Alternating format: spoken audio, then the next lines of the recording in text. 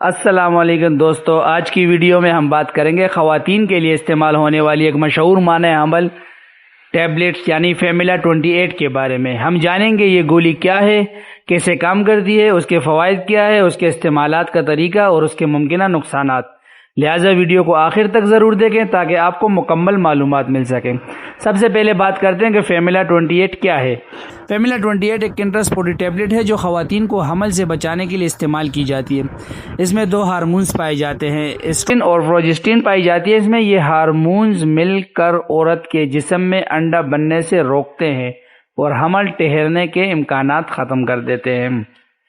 اچھا، اس کے استعمالات کے بارے میں بات کریں تو فیملا 28 زیادہ تر ان مقاصد کے لیے استعمال کی جاتی ہے جیسے حمل سے بچاؤ کے لیے، برتھ کنٹرول یعنی ماہواری کے باقاعدگی کو بہتر بنانے کے لیے، ماہواری کے دوران درد کو کم کرنے کے لیے، بعض خواتین میں خون زیادہ آنے کی شکایت کو کنٹرول کرنے کے لیے بھی یہ استعمال کی جاتی ہے۔ اچھا، اس کے استعمال کا طریقہ کیا ہے؟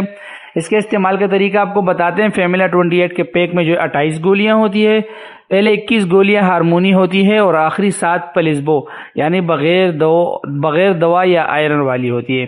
اچھا، آپ کو روزانہ ایک گولی کھانی ہے۔ بہتر ہے کہ ایک ہی وقت پر کھائیں، جیسے ہی پیک ختم ہو جائے اگلے دن سے نیا پیک شروع کر لیں، درمیان میں وقفہ نہیں دینا ہوتا۔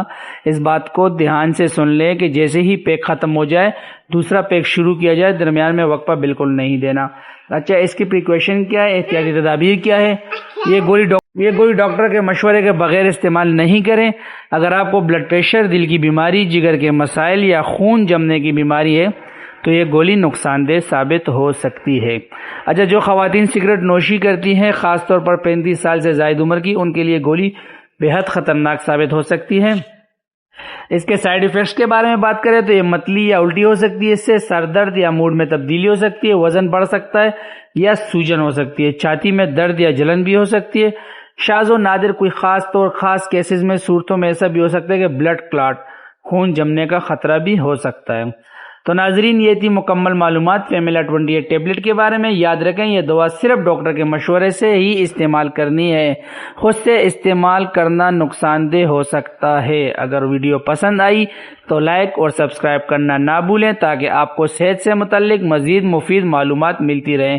شکریہ، اللہ حافظ۔